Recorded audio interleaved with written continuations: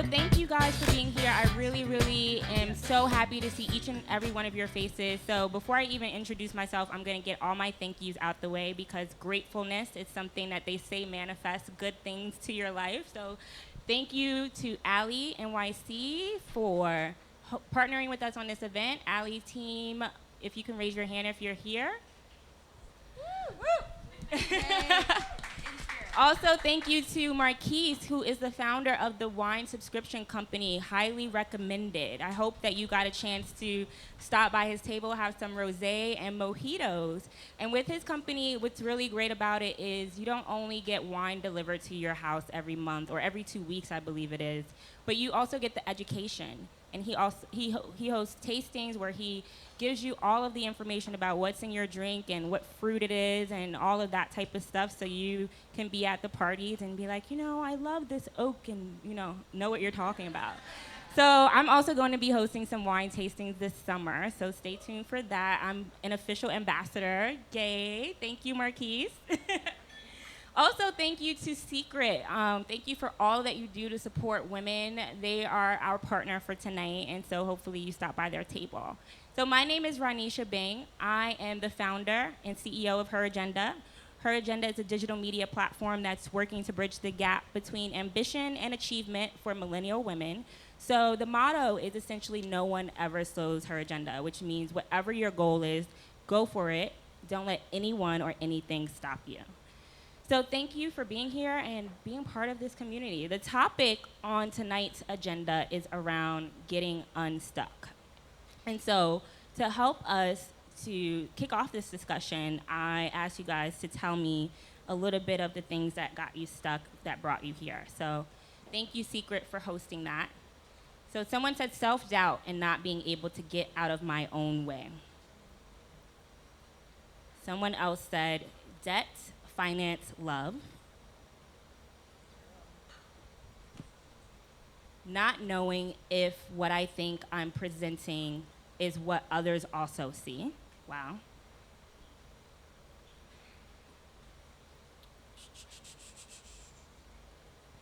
I feel stuck if I don't have a community to strategize my future with and plot my next moves. Wow, okay. So those are really wide-ranging, but also things that we hear often within the Her Agenda community. So I'm glad that we're here today and we're talking about it. I find, just as a millennial woman, I deeply care about my career, and it sort of defines me. So every decision feels crucial. And if I don't make the right step, it feels like my whole life is going to explode, and I'm going to disappoint everybody in my life.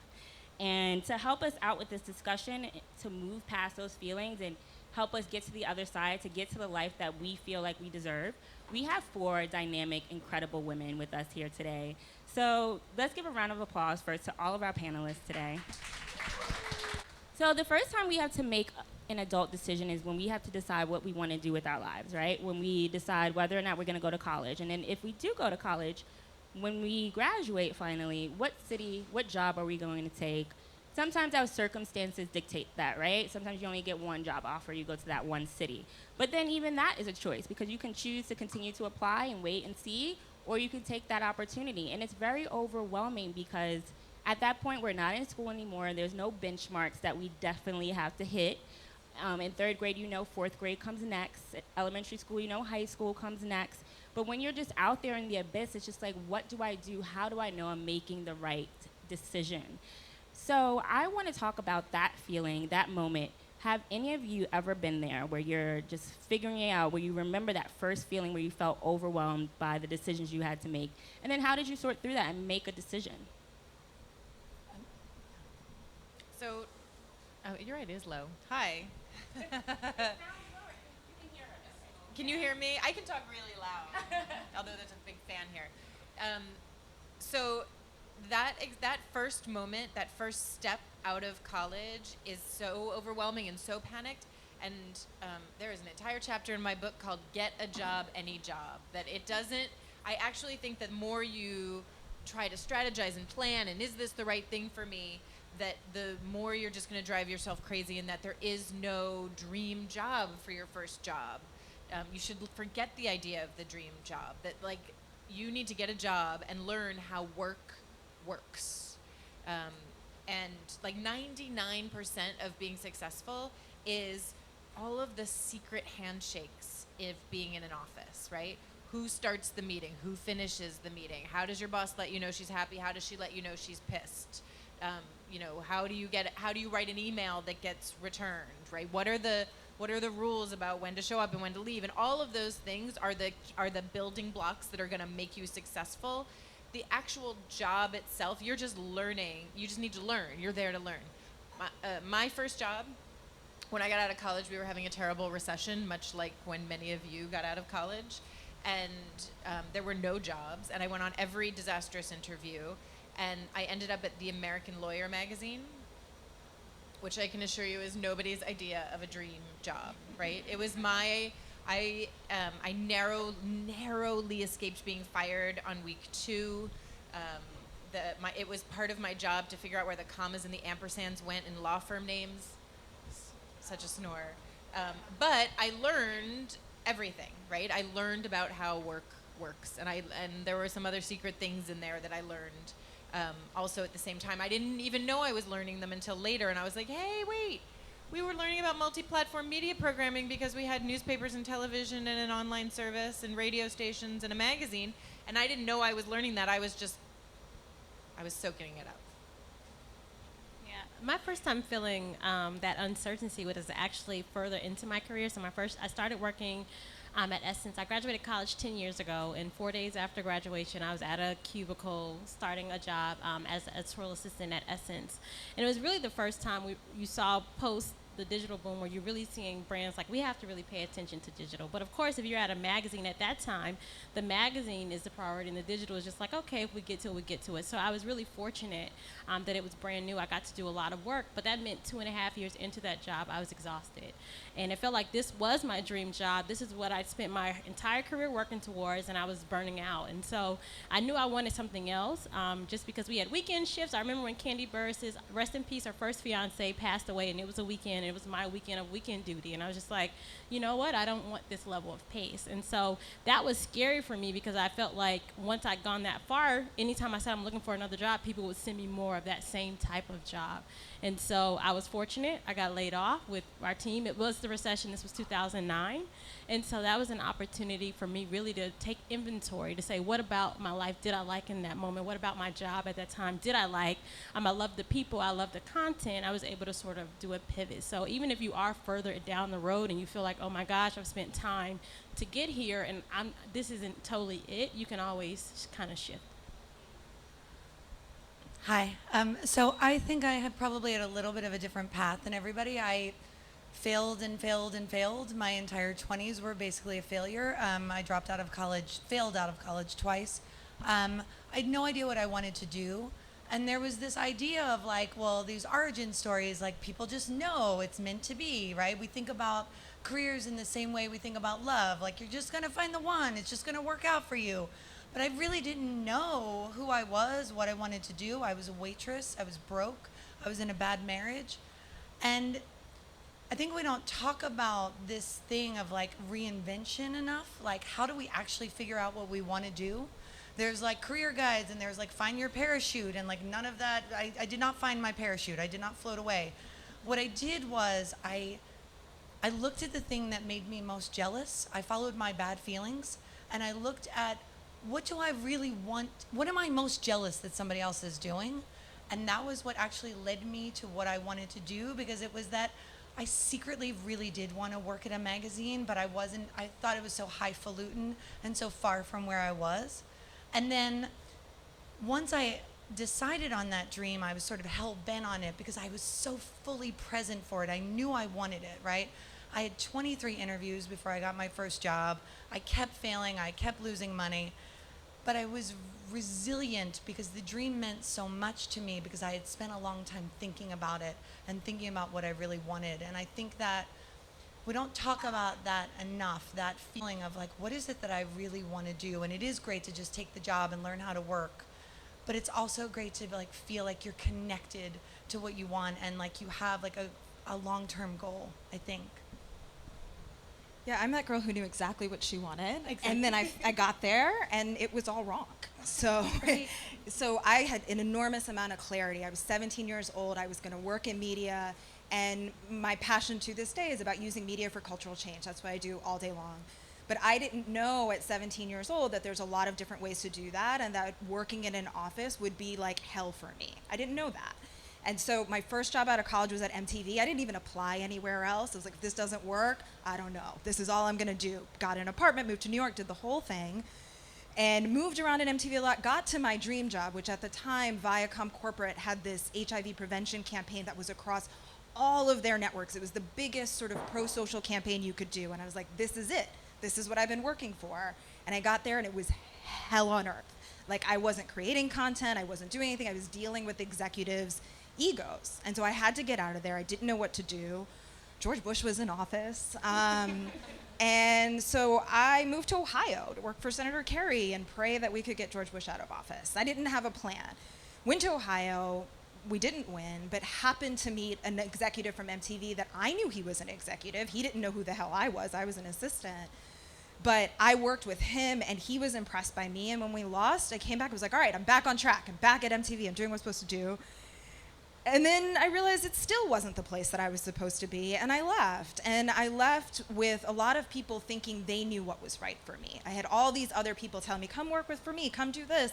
But I realized that I didn't know what I wanted, and so I actually just bought a ticket to South Africa.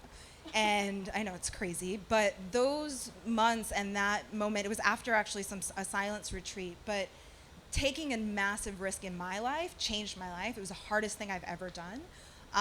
But all those things that you guys, thank you for sharing, sort of those doubts and the fears, and we've all been there, 100%. But I think when you look back, you realize that there's certain decisions that you just have. For me, it's been like throwing spaghetti at the wall to kind of find there, and it took me 12 years to get there. Can we talk a little bit about what it actually feels like? So Jennifer, you touched on that, like following the bad feelings, the jealousy.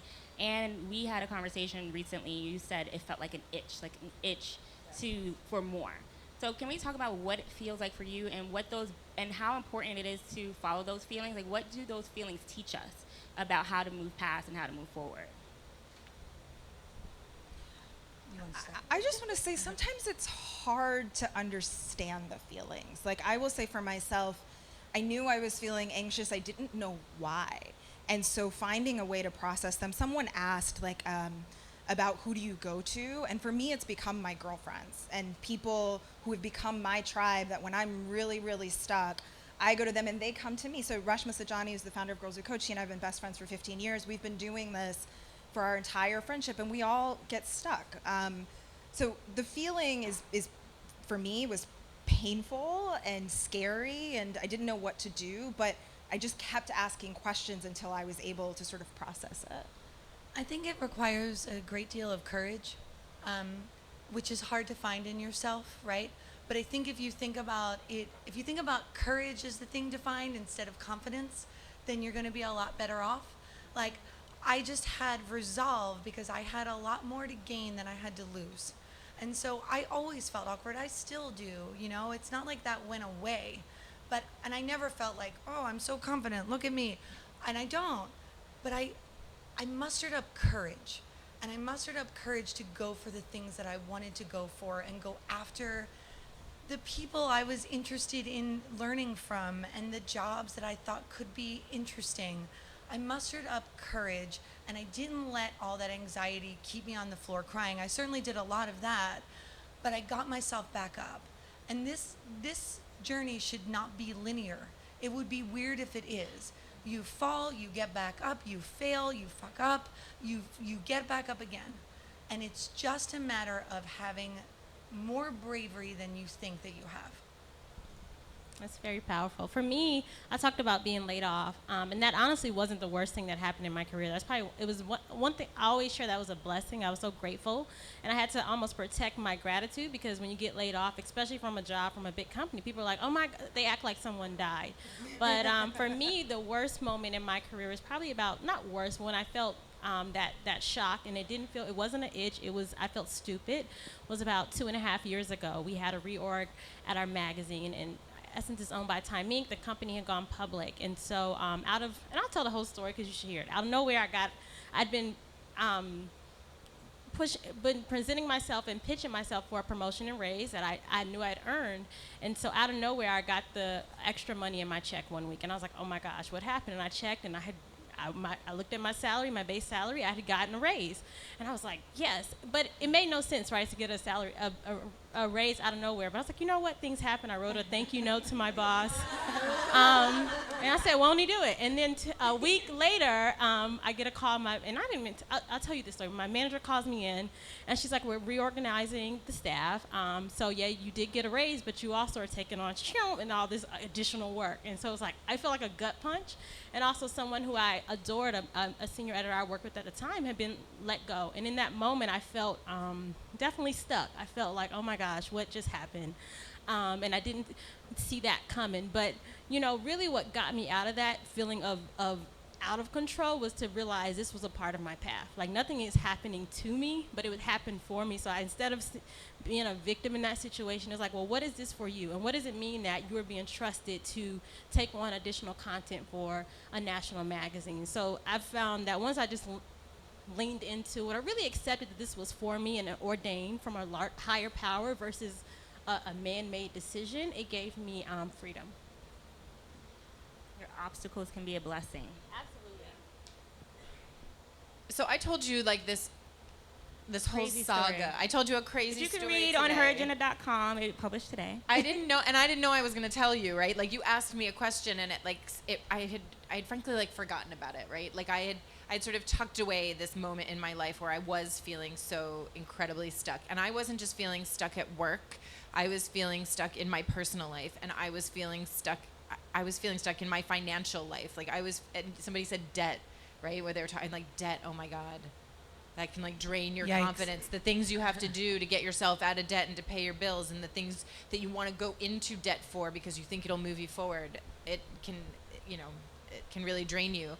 But so I told you. About that in your book too. Yes. Yeah. That is real.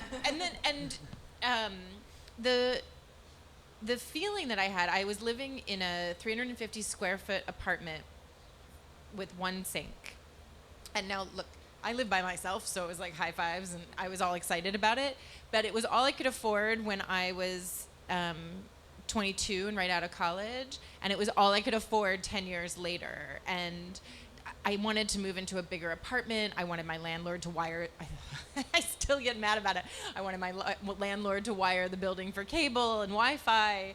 I wanted a promotion. I was starting to get this vision that I could do more. I'd had a couple of like wins under my belt, and I was doing well, and I'd found a job and a thing that I liked to do. But I could see there was something else and something more I wanted to do. And from my 350 square foot apartment, I could see the apartment downstairs that was 650 square feet, and I could see that there was something else I wanted. And I also wasn't dating. I was dating. No, I was dating a lot.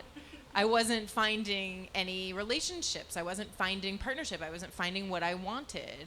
And so I describe it, you're right, I felt itchy, right? I felt itchy all over, that I wanted something more. I wanted something else. And it was really uncomfortable. It wasn't tragic, but it was super uncomfortable. And when one piece got moved in this puzzle, all the other pieces started to come together. I got a promotion so I could make enough money to afford a bigger apartment. And then once I got the apartment, I started to feel, I actually think moving your physical space changes your perspective of yourself. I didn't feel like a chick who was in a 350 square foot apartment with one sink, right? Suddenly, I felt like hot shit. I had a 700 square foot apartment and I had 2 sinks, and like I deserved it, right? And that changed my perspective, and it changed the way I had more confidence in relationships too, right? So all of the pieces started to move, but man, I was itchy for a long time, and it was very uncomfortable. What about, so when you do finally get into that job that you think is your dream job, and you're really looking for like what's happening next. So you're like in this job, you've been doing it for a while. How do you get past maybe some people say like a manager or a boss that's blocking them? Or sometimes it could be you because you're scared and you have anxiety and doubt and you can't have that conversation with your boss. So when you're in the job that you want and you want to get to the next level, what are the ways that you can, move past that block to get to the next phase? Are there side hustlers here? Does everybody have a side hustle? Does everybody have a side hustle? I'm a huge fan of the, yes, back I'm a massive fan of the side hustle, right? That your job is your job and you have to pay your bills, right? But what is the thing that you're not getting in your job? And if your boss won't give it to you and your company, you can't be like, screw this job, right? It doesn't make sense. I saw somebody say like, just quit your job and go start a company. It doesn't happen like that. But you can get a side hustle, right? And the thing that you don't have, do you not have community? Are you not in a position of leadership? Is your job not giving you meaning, right? Those are the things that you should find in your side hustle. Your job is to pay your bills. Your side hustle pays you in self-respect. I definitely know that feeling, and thanks for shouting out my promotion. And I had been pitching for that promotion for about a year and a half. And I take responsibility because it's my career. And so definitely the first round of checking in, I've been doing X amount of work. These are the, sort of just in a conversation. But what's really shifted is I really, for myself, and it really relates back to Ann and her apartment. So my career version of getting a bigger apartment was to really create a whole deck, write down everything I had accomplished, like really go get my social currency, go through my Instagram, what events had I, supported for the event, what initiatives had I spearheaded for the company. And once I did that, I impressed myself first of all, but also it came really to remind my managers because they're doing a higher level of work than I'm doing. So when I'm meeting, they're not thinking about all the things I've done over the last year. And so if I don't do that myself, I can't be upset with someone else for not knowing what ways I've moved the company forward. But also by doing that deck, it reminded me how much I had accomplished. So when I got recruited for other positions to come in and interview, I already had a nice way of saying, here's what I've been up to for the last few years. And definitely I'm pro side hustle, and really I don't consider my side hustles a side hustle. I consider it being responsible with all my talents and gifts because it's not realistic. One job will encompass all the incredible talents you have. So it's being responsible to do that, but also of course you want to do it responsibly within your career opportunity. So I have a book coming, like these ladies, all the authors have a book coming out next year. It's called Thank you, Yes. Boss Bride, the Powerful Woman's Playbook for Love and Success. And one of the first people I do told another about event it, when that comes I'll out. be back next year. But one of the first person, thank you, I told was my boss. Like and that's the thing about taking care of home. Because let's be honest, not everybody has your back. So you don't ever want Susie down the hallway who doesn't really see it for you to take your boss and look at what she was doing this weekend. So I always make sure I go in and let my manager know, here's what I'm up to. But also, yeah, well, not even just sort of your brag list, but so they kind of know who you are as a person.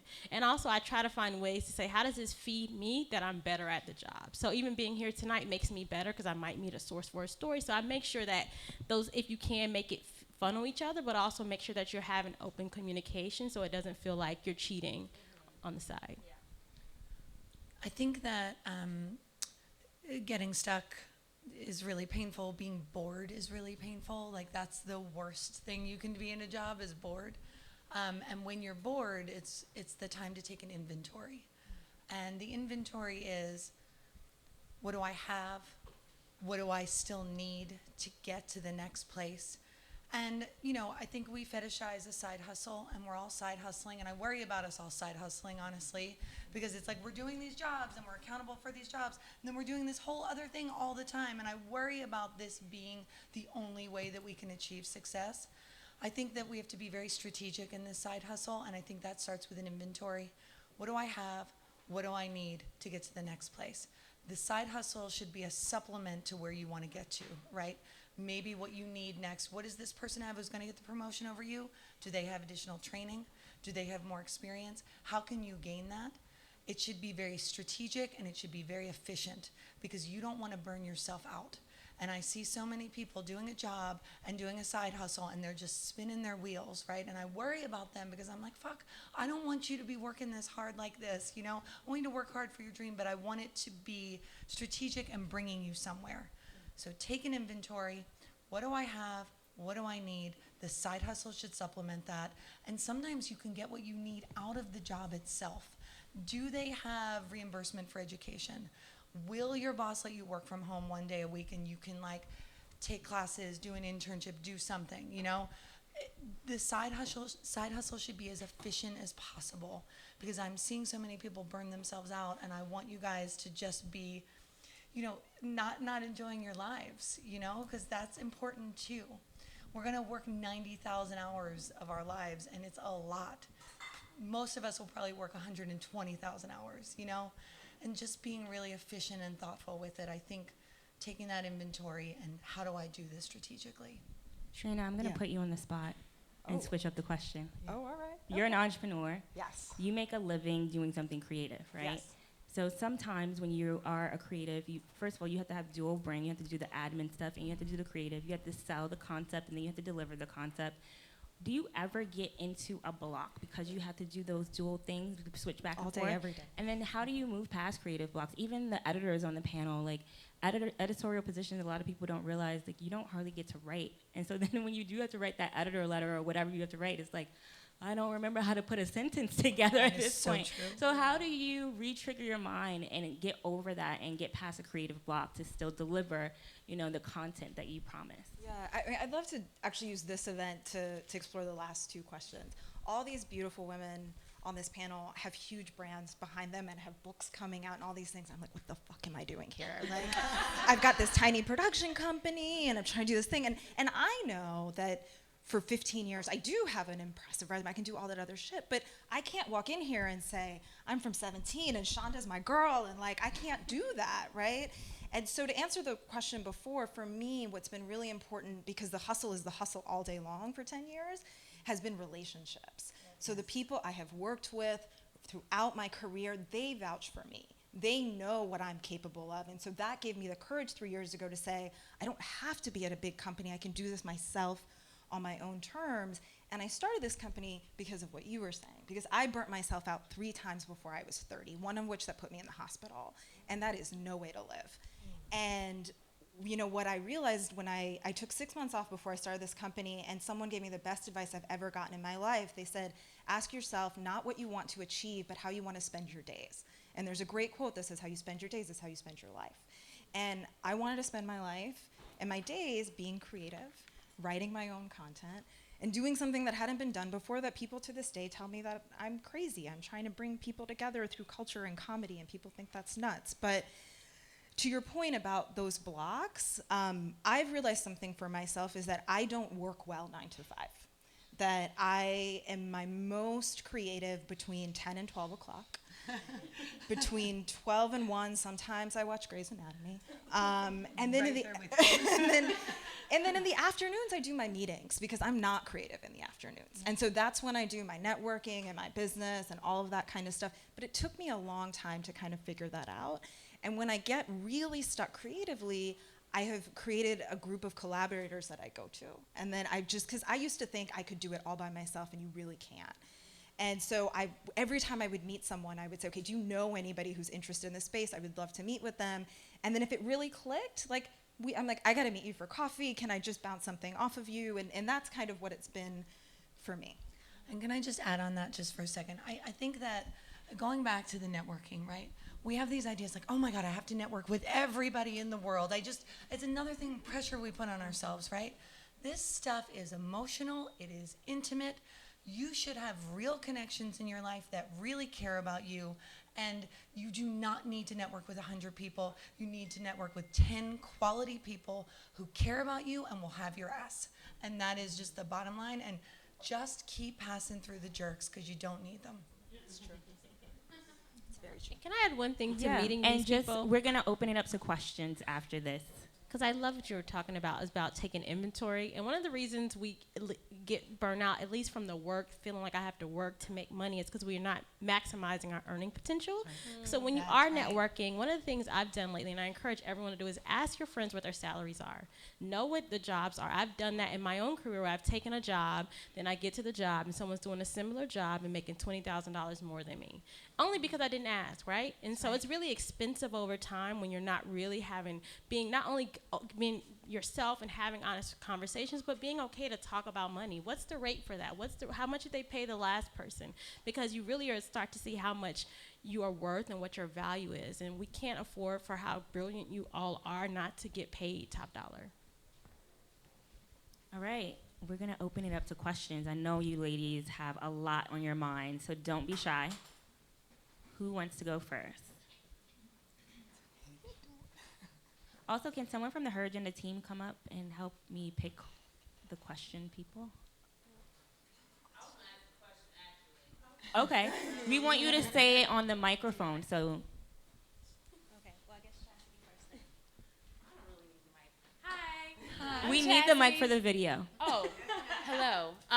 Question for you guys. So I know we talked a lot about getting unstuck. So I'm always curious, and one question I always ask, what are your methods of self-care? I know some of you guys have families. How do you make time to take care of you among all the responsibilities you have for work, family, friends, and all those things? I mean, yeah, self-care is a choice, and it's not something you can just fit in. And like I said, that's a lesson I learned the hard way. For me, it's yoga, meditation, and time with my friends. But I realize that when I do that, I'm not doing something else. And so I arrange my goals accordingly. So it's not like, oh, I had to do that thing yesterday, or if I'm with my friends and all I'm thinking about is that deal that I need to do, that I'm not present with them in that moment, I don't enjoy it. And so it's finding time for joy, doing the things that help me personally calm down, and then celebrating the small wins. Because especially if you work for yourself, it's not always a big win. So even if it's something small, just finding ways to celebrate that. I think it's, and there's no like magic bullets. There's like we're successful women, but like we're not perfect. Like I don't do Soul Cycle. Like I do my best, right? But one thing I've really, when I've been the most burnout and stuck, is that I'm not present. And I really think that sit with your friend, put your phone down, sit there, have the conversation with them, really listen to them, take a walk, take a 10-minute silence with yourself. Sit in discomfort. Don't run to the next thing. Just sit in the discomfort. Why do I feel so uncomfortable? Really have radical introspection as much as you can, so that you can be honest with yourself, so that you know you're making the right decisions, and also so you know that you're not projecting dark fantasies of how you feel inside, the bad ways you feel. You're not projecting it into your career, like, oh, the boss hates me, that person would never want to work with me. All that bullshit that we have in our heads that's not necessarily true, you got to quiet it down, and the only way you have that is if you're centered and you're present. Absolutely. And the reality is nobody wants your exhausted self. No one wants my exhausted work. And I've given both of those things out into the world. Right. So what shifted was I started to give me first, when I'd spent years giving me my leftovers. And my life changed because I had so much more to give others because I was so much more kind to myself. And I trusted myself. Trust yourself that wherever you are, I'm supposed to be here. So if I remind myself that, and I'm never late for my life. So that means if I am tired and I decide to miss that event, and even if Beyonce did come and blessed us with the twins, like if I was really supposed to be there, I would have been there. And so it's given me such freedom to just be, to know that I'm always where I'm supposed to be. So that means I have more time to do the things that work for me. That's bubble baths, that's, really meditation, reading, like doing things that are just fun, because I know anytime my cup is full, I have more for the world. That's not all. No, that was so perfect. I just want to jump in real quick too. So a lot of that self-talk that happens in our minds is easy to make it make sense. It sounds rational, that thing that we say in our mind. But when you say it out loud, that's when it starts to really sound silly or dumb. And you realize, like, wait, this thing that I'm freaking out about, that I'm psyching myself up over, it's not really that serious. I was in Israel a month ago, and they made us walk around the desert for 10 minutes and talk out loud with no agenda, no topic in mind, just talk out loud. Instead of that voice that was in my mind, I had to make it a voice that existed in the world. And when I realized the cycle of my thoughts, I was able to really think about, what am I saying to myself? Is this what I want to be saying to myself? And like, what am I really afraid of? Yeah. So I wish I had a good self-care plan. There's an entire chapter of my book called Work-Life Balance is a Sham. I just don't believe that, I think balance is actually the thing that amplifies your anxiety, because I do think that when you are hungry and ambitious that you want to have to work to move ahead.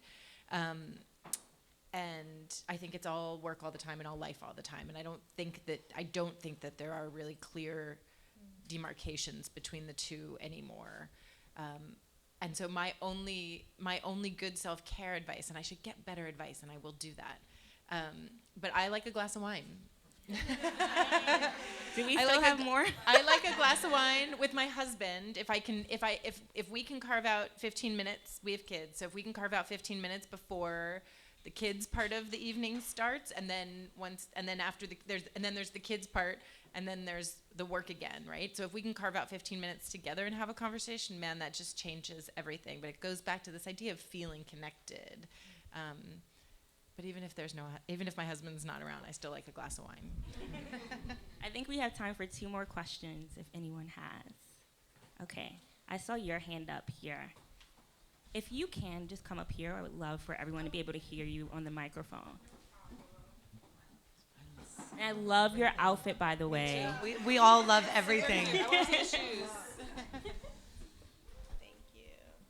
So this question is for everyone. So I feel like Wait, can you say your name and also, what you do or what city you live in, whatever you feel comfortable sharing? Sure. I'm Natalia. I'm from New Jersey.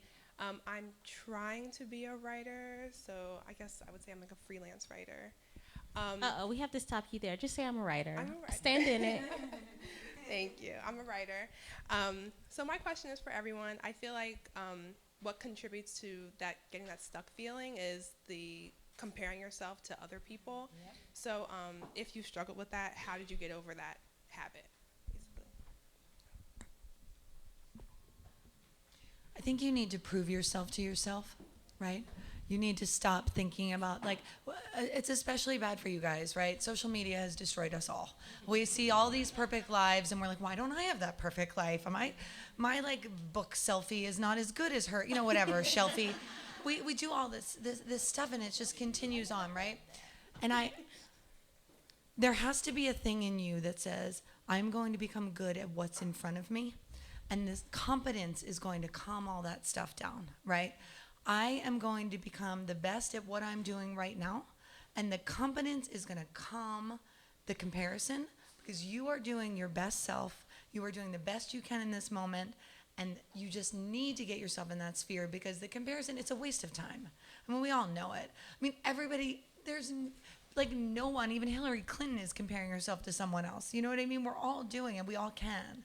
And it's a self-sabotage game that just you need to have zero tolerance for it. And one of the ways is, I think, by really digging into the work and constantly strategizing the work. How can I get better for me? Yeah, especially as a writer, you have to stand in it right now that no one can do what I do like I do. So when I came back to Essence 6 years ago, there had been a relationships editor, Demetria Lucas, who was a friend of mine who was wildly successful. So I was coming in as following someone who had just put out a book, was on the Today Show, her career was on fire. And so the first few events, oh, you're the Demetria, I would get sized up, kind of. And so if I let that lie sit with me that I was a new anybody versus, no, I'm just the same Charreah here to do this job the way that I'm meant to do it. So you really have to, and I wish I had this level of clarity at a younger age to know no one can do what I do like I do, because it gives you freedom. And there's so many of all the millions of stories, of all the millions of books. All 3 of us have books out, and you can have there's room for all 3 books on every one of your bookshelves, on your shelfie, because you have to know. Yes, there will be other people who are doing it, and then the other thing that has given me freedom is I know so many people's lives up close who have the pretty facade, who have the perfect marriage, and he cheated and they rebounded. So once you start hearing the real story, the grit of it behind the glam, then it makes you like, oh, okay, we're all struggling. We're all just getting ourselves out the door every day too. So trust that there's a story that's just for you. There's a lane that's all your lane, and you don't have the time to waste looking left or right, wondering if someone can do you better.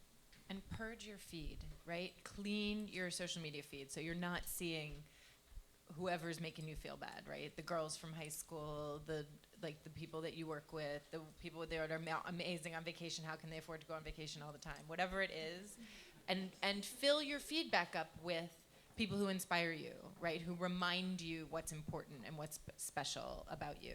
Get rid of all of the, it's hard to do, man.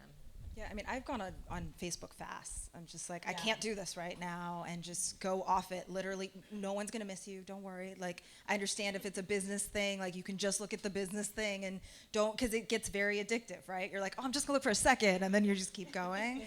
You're hate booking. Yeah, and I literally, I'm like, listen, guys, I'm off for 2 weeks. See you back in a minute, and I do that. Another tactical thing that, frankly, I learned in therapy that was really helpful was every time that thought came into my head, like, what about her, was to just stop the thought in that moment. So think of it as a tape recorder in your mind or whatever, just music in your mind.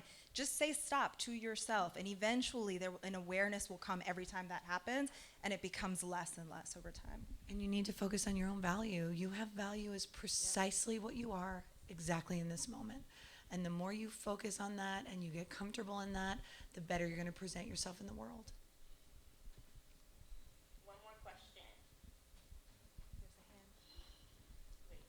Come up. You didn't want to come. You had a question and you didn't want to come up. It's okay. Go ahead. So hello, ladies. My name is Chanel. I'm 21. I'm a recent graduate, and I'm currently looking for Congratulations. marketing and journalism and e-commerce opportunities. But as a recent graduate, I'm the one that's kind of stuck in trying to navigate where I want to go next. So my question to all of you is, how important do you think is the first job that you get right out of college? And do you? Not at all. Don't even Zero. worry about it. Like, It really doesn't. I mean, look, if you can fall into something that's like, you might get lucky. Like I got lucky. I wound up working for a business website. Again, like it was, you worked for American Lawyer. I worked for Inside.com, which was a business website. I had no idea what they did, but it was my 24th interview and I got it and I was like, oh, well, sure, you know. But David Carr wound up being at that place. And he was this amazing person who had also lived a really unconventional and messed up life. And he took me under his wing. And like, I had no idea that would have happened. Like, I didn't even know how to work like the fax machine, the printer, like nothing, right? And I didn't learn anything about what they did, but there were amazing people there, right? And I just fell into it. So, you know, I think Ann's point is take the job, you know, it'll just start you down the path.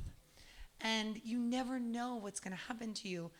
There are 3 people from that job that I'm still in touch with that still take care of me. Like, I'm so grateful for that job, and it was really boring. I actually think, but I think that's a good point, that the people that you're coming up with, right, the people that are in your circle, in your squad now, are going to be the people that you know for your entire career. Yep. And that one of the things that I didn't learn until much later in my career is how important it is to be nice. And I wasn't. I don't think I was very nice, and I saw everybody as competition. But those people that you know, if you're lucky and if you invest in them, you are going to continue to know them. Well, and if you're eager and open, right? I'm wary of the luck, right? I was lucky, but I was also like so open, so I wanted to learn so much, and I asked so many questions, and I worked so hard, and like there is some reward for that. Like the world does work out sometimes. It is kind of a meritocracy, you know, and people wanted to help me because I really wanted to be helped. And I think that we can put on these poses and close ourselves off to that. And it's really important to stay open, to seek out the people who you respect in offices and be like, how do you even do that? And be humble, you know? It's okay. People want to help. Humility, I think. And one thing, a little part of my heart broke when at 21 you were like, you're feeling stuck. Because I want, and I know what that feels like because you're so focused on the career. And this is for everyone in the room. You have your whole life. And so if you are 21, if you are starting, yay for being at the front. Because you want to design an entire life. And people hire people, they want to spend 8 hours, 10 hours with. I'll see my coworkers more than I see my man. And so be interesting. It's one of the things I did at 32, I wish I did at 21, is I wrote a list of 100 life goals of things I want to do. Just anything. I want to ride a giraffe. I want to ride an elephant. Like, I just put everything that I wanted. Because the reality is, you go further in your career, some of those things will be more difficult now. I'm in my 30s and thinking about, planning to have children. Like, there's things that my life ability to do those things. So be excited about your life and be open to all the ways, but give yourself permission to dream how big, how beautiful, because you will be surprised. Your mind will be blown the way some of those things manifest, because you're just courageous enough to tell the world and tell life what you want instead of waiting on life to tell you that you can work at a cubicle. But I also appreciate that it's easy for us to say to you right now, don't worry about it, right? Because when I was there, I was like, it had to be the right job. It had to be just this certain way. And so what I'll say to you is, whatever decision you make is going to be the right decision. Yeah. And if you have to change that decision, don't worry about it, because there is always a way to tell a story that makes sense for you that will be right for the next job. So it may feel like I was speaking at Penn, my alma mater, and I would have a room full of people like you who I was really worried about, because you can also get caught in the tyranny of choice, and there's an enormous amount of anxiety about making the right decision. But just own whatever decision it is, give it everything you have, be as curious as possible. Right. I used to always look at what people left on the copy machine just to kind of like, I'm like, that looks important, and I would learn something, and so along with all this amazing advice, just do it, and then, you'll figure it out next. Even at work, when I was an intern and they would give me those tedious tasks to do, I would use that as an opportunity to listen to the conversations around me and to look over to the screen next to me and see what that person was working on, and just kind of roam around and be like, hey, what are you working on? What do you need help with? Because that just puts you in a position where people are like, okay, Ranisha is not afraid to do these little tedious tasks, and she knows what's up, she knows what's going on, she knows I'm working on this project, and she offers to help and came up with a concept and an idea to help me to execute it. So just being proactive and not being afraid because you're in that position and you're like, this is not the position for me, not being afraid to just use that as a stepping stone and constantly tell people, network with people what it is that you do want to do, and don't be afraid to vocalize that, and allow them to help you, allow them to send you opportunities, learning experiences to help you get on the path that you really want to be on. Because listen, when you're white knuckling, right, you're passive. You need to be able to be active, and you can't hold on like this, or you're going to miss it all. And it also should be fun. Like, that's what we don't talk enough about. It should be fun. Every way you mess up, every new thing you learn, it should be fun. It should be exhilarating. And steer into that, instead of, is it going to work out? Steer into the thrill of the new experience. Your question in the front, you have notes and everything, so I want you to be able to ask your question, but is it a quick question? Yes. Okay, a quick question. Can one panelist answer it? Okay. Yes. Okay, great. I'm Chris, I'm a writer, and my only question was, I do go and ask my friends what they make. My guy friends, open, honest. My girlfriends, I feel like some of them get a little, I'm not sure if I want to answer that, so is there a way to say it in a open, you don't have to answer it, way that they feel comfortable in responding? Because I don't want to be off-putting, but I do want to know, for my own, so I know what I should be making. That's great. For me, I'd say quickly just a range. So sometimes people might want to say a number, 70s, 80s, mid, low six figures. So, and sometimes too, it's okay if they don't want to answer. But it was great that you asked them, because they have to interrogate why was it so uncomfortable to answer. Do you do it in person or email? In person. In person, yeah. Nobody wants to say that shit over email. I don't know why. Somebody's looking at us. No receipts, no tracking. And again, and the thing is, you can ask anybody for anything. You just have to earn the right to ask. So I didn't just meet her. So how much is Shonda pay? No, I would never. But it's over time as you cultivate relationships, and then also be ready to offer that info too. So I find if I'm the more authentic and the more I tell my business and open up, people are more willing to share. Yeah, and I was uncomfortable talking about how much I made for a long time, I don't know, it's am I making enough? Am I making too much? The shame of being successful too, So I think that, yes, I think you're right. Also, this question is not related, but I really have to ask, and I think everybody wants to know what it's like to work with Shonda Rhimes.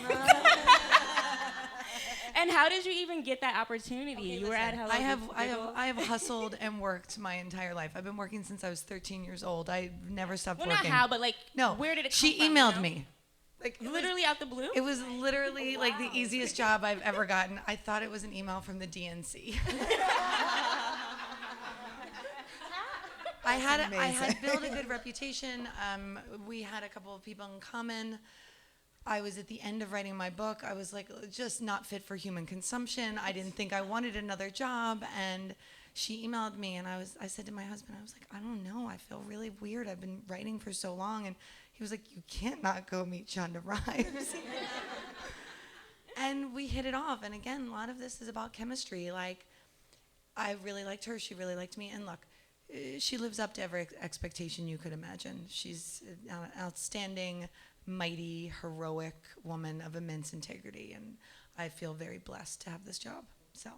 Amazing. Well, thank you to each of you for sharing your advice and insight. This has been a really incredible conversation, and I hope we will continue the discussion on social media. Every one of our panelists is on social media, and hopefully you will engage with the folks here if they have any other questions. So let's give a round of applause to everyone. Ain't it good to get good God, baby, this is crazy.